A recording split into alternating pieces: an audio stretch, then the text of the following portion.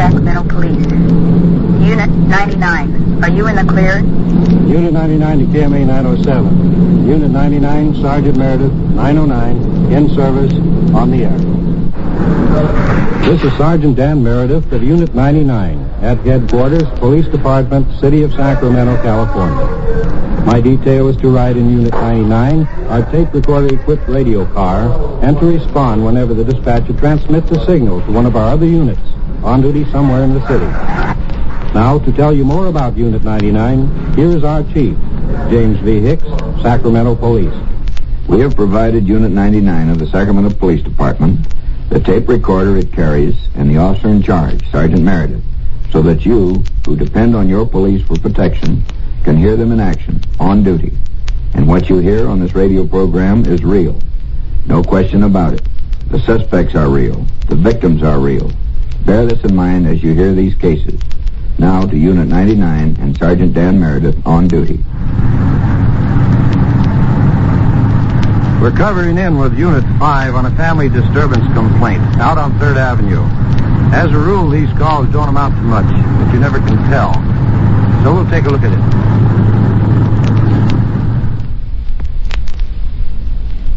Units here and this lady outside. Let's check. These people live next door. They both are gone. He's gone. He's left in the car. He left earlier in the evening, I guess. But she's been screaming her head off for him over there, and I heard her fall. I don't know. Is she laying in the kitchen? Yes, ma'am. She's in the kitchenette on the floor, evidently. Well, you guys go ahead and get in. They're moaning in there and crying. Let's go check with her. Is your partner in there sitting? He went around the back to see if the back door is open. No, we tried the front door, no one answered. Perhaps the woman's home by herself. Get through this way. Dan, we're going to have to go in through the window. Yeah, and she sounds like she's having trouble right now. Can you open this gate here? Get it, Jack. There's an awful lot of thumping going on inside there. Sounds like she's hysterical, crying. She won't let you in? No, he doesn't respond, Dan. Hello in there. You're pretty serious. Lights are on. Yeah, I can see her. Looks like a leg or something there through the window in the kitchen there. The kitchenette. In the kitchen here next to the porch. Door to the right. In the middle of the house.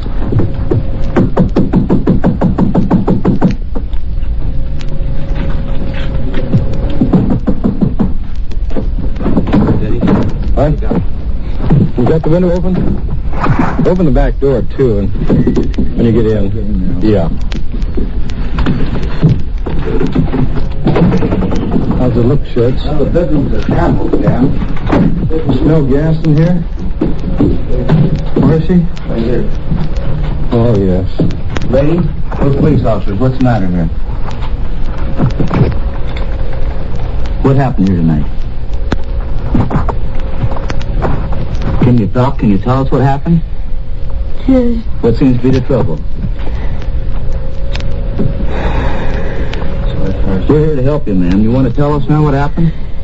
Yes. Well, what is it? Have you been drinking? No, my husband's beating me. Where is your husband now? I'll look around and see if I don't think there's anyone else in the house. No, I don't believe it. She's all bruised up. Her arms show that. Have you been fighting tonight with your husband? Yes. And how many of these you took? Here's an empty package of sleeping tablets, Dan. Have you been taking any tablets tonight? Sleeping tablets? I'm taking some... taking I can't understand you. Did you take quite a few tonight? Have you? No. Where's your husband? Has he been here this evening at all? How long ago did he leave? Let's get back to these tablets, these pills. This container is empty. Have you taken any of these tonight? No. What are they for? Mental. What was that? Mental. I see. Something. I I don't think we can get much out of her. She's told us about these pills. She evidently hasn't taken any tonight, or she would tell us.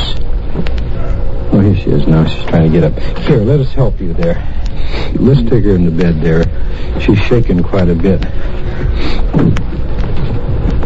That's the girl. Right through here.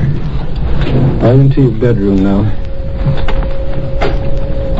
That's it. What's your step, you just lay down to the right. How about these other pills here? I see there's some others on the bureau here. We'll have to find somebody to take care of her. She's no condition to take care of herself.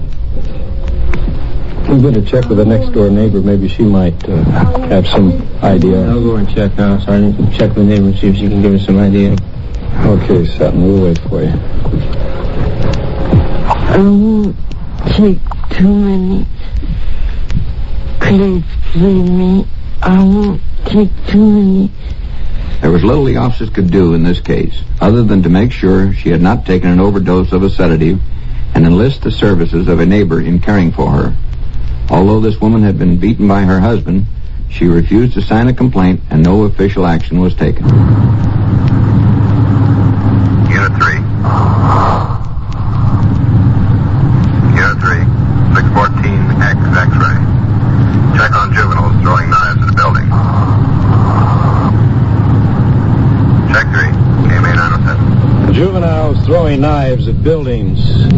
600 block on X Street. That's near that housing project. Let's check it out with them. There's some young fellow out in the yard here. Let's have a talk with him.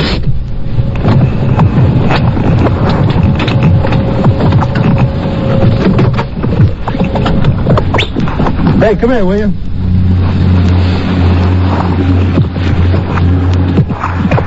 Hurry up. Here, what do you got in your hand there? Is this one of them? That's one of them.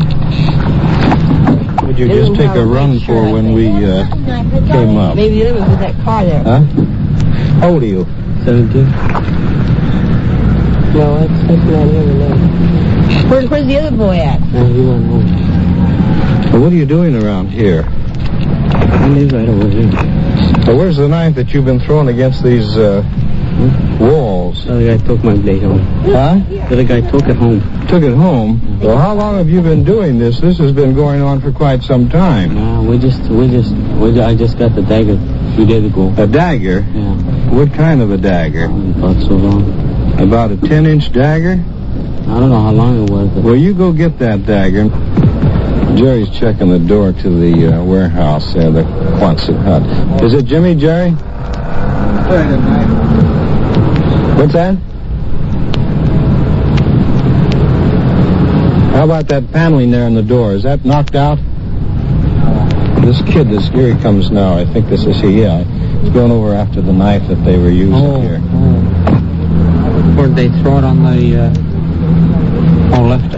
Well, the other kid left. Oh. So we'll find out who the other boy is. It's quite a dagger. He said it's large, long. There he got it. He has it in his hand now.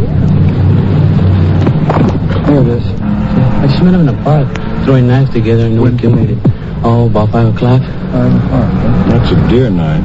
It's about a 6 or 7 inch blade. Where did you get this? Pardon me. Where did you get this? Oh, I borrowed from some guy. He found it in the river. You found it in the river? That's what he said. Found it by the river. I borrowed it from him. I didn't get it back. Well, where did you just get it? Huh?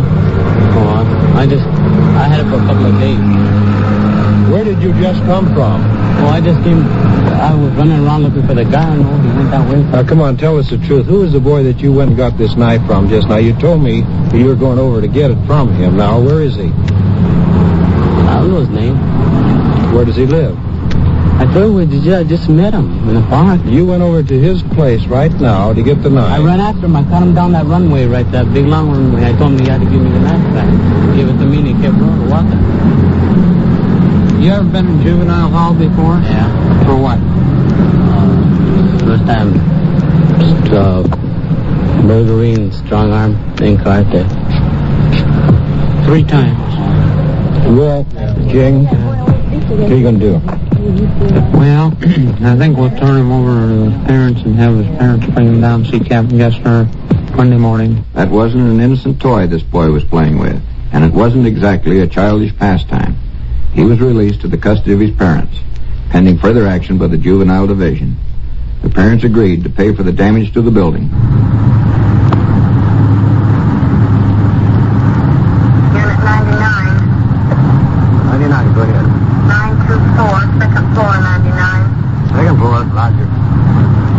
99, King 907. The detective division's been working on a series of burglaries, and Bill Oakes told me they might pick up somebody tonight. That call for us to come in might be it.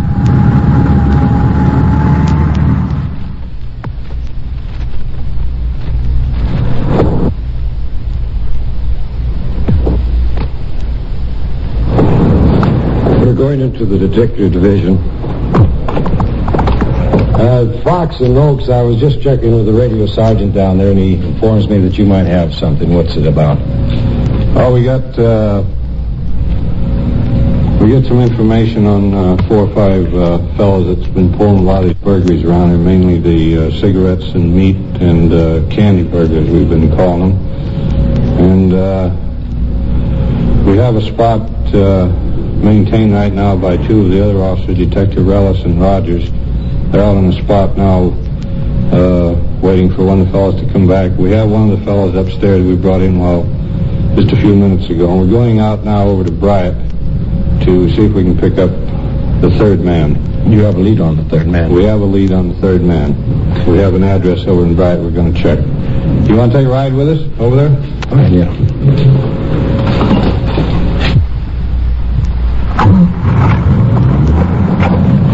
Should we hit Q Street or go back over to Bright? Well, he lived in Bright with the party for a while. Maybe we better take a run over there and see if we can make a contact there. And if he's there, we'll grab him. If he's not, we'll go back over to the Q Street address.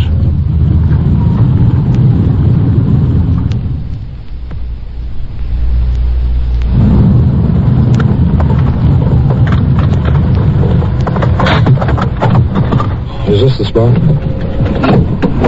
Okay. The man that we're in search of was living here at this 520 address, and I see there's no lights in that particular house, but we're going next door and inquire whether or not she still lives there. Unit 284. Those people we can see from here, huh? Yes. Okay, I'll wait for you. Immediately. Check. I wonder what that is. They just received a transmission to get in touch with their office immediately. It's very dark in this area. It's an old district on the other side of the river. They've gone into the yard and into the next house. They're talking with a couple of people there now.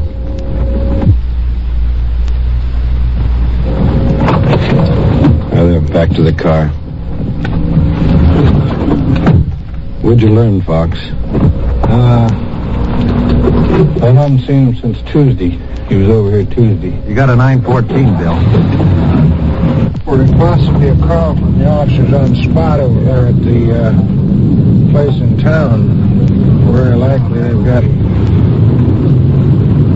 the one man we're looking for, and the man that we're looking for here may possibly have gone over there as we had expected. There's a public telephone right off the highway. You're going to make contact with the office now. Do you have the price of a phone call? Well, this is expensive, this trip. Let's see if I have some. Here's one, Don. I outshuffled you that time. I got 2 of them, by golly. You got another lead on this fellow at a different location? Yes, in the same way in Bright here, and so we're going over there and surround the building. Folks, do you know this fella from before?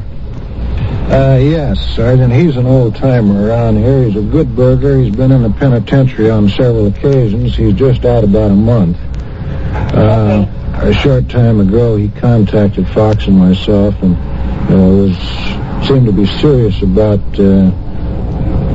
we trying to get him a job, which we attempted to do, and we lost track of him, and we haven't seen him until the last week. We've gotten a few rumbles on he and several other fellows responsible for some of our burglaries. So we know him well. He's an old con. He's con-wise, and he's a pretty shrewd operator. What were those boots and shoes that you brought into the Detective Bureau tonight? They're out of and out-of-town burglary. We're not just too sure what community. It's a small rural community.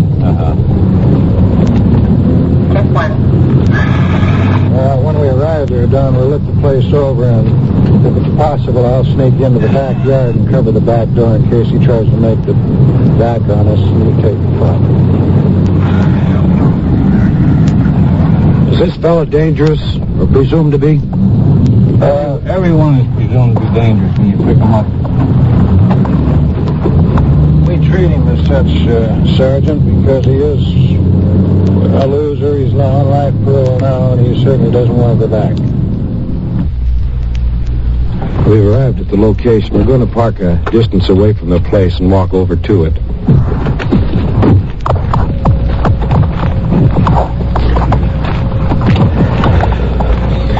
It's very dark out here. No street lights. A lot of trees. Houses are surrounded by trees. There's somebody coming out of that house now. I better get in out of the way.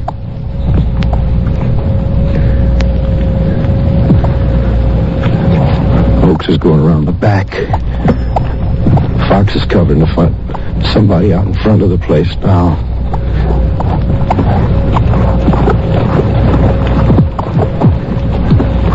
He's talking to someone now. We'll go in the yard.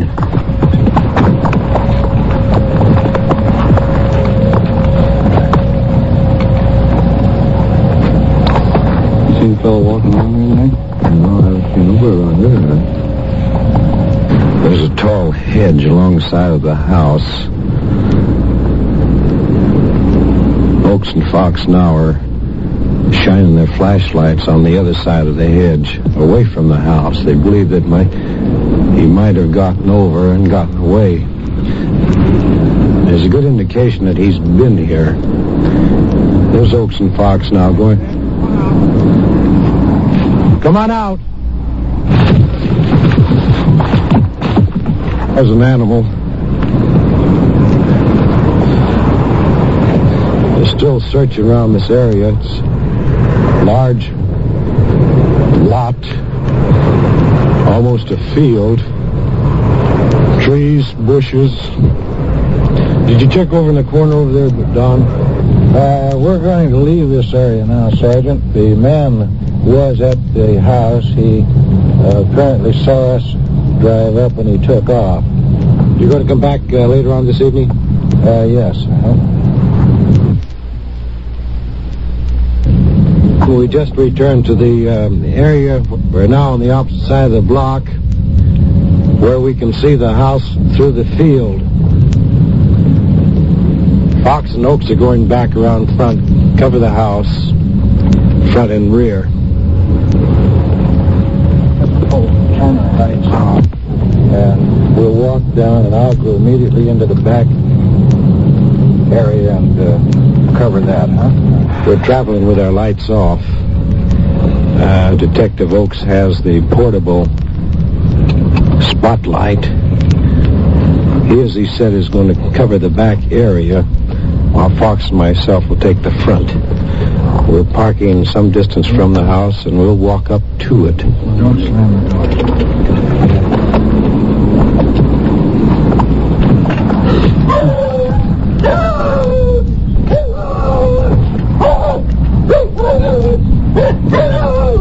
Get around the back.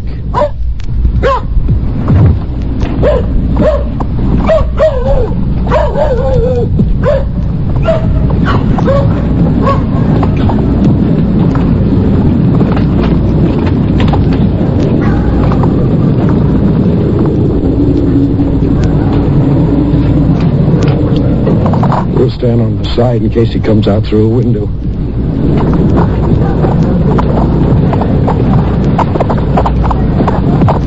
I think Oaks is inside now, John. Let's go in.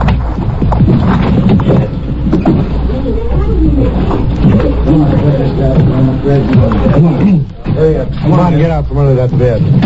He's underneath the cot. Keep your hands down. You pull him out from underneath the bed. I think you're trying to pull. I don't mind if you're running. That's it. Put the cuffs on You're here. running from your own people this time. What are you running for? If you got nothing to worry about. We tried to treat you like a pig all the way through.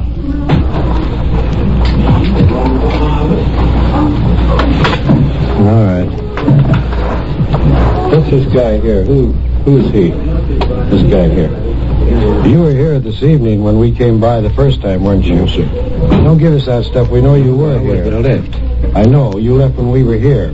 Which way did you leave the house? I didn't wait in the house. It was down the street there. Were you in this house when we was over here before? No, sir. Huh?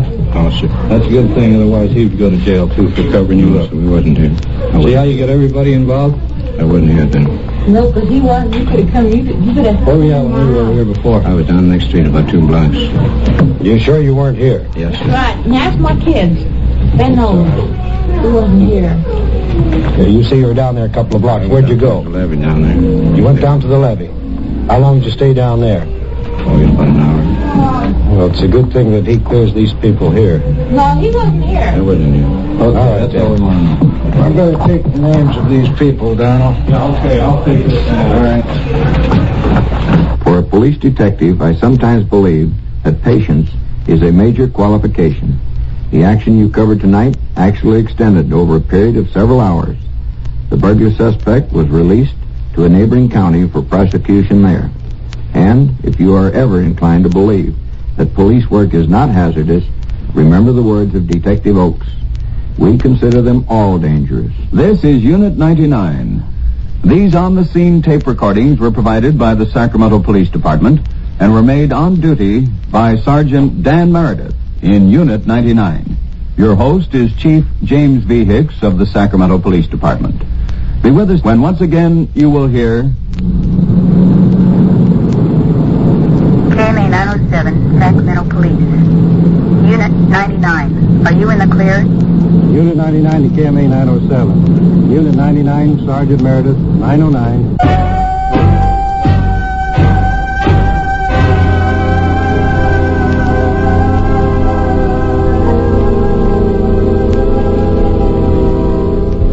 Unit 99 has come to you through the worldwide facilities of the United States Armed Forces Radio and Television Service.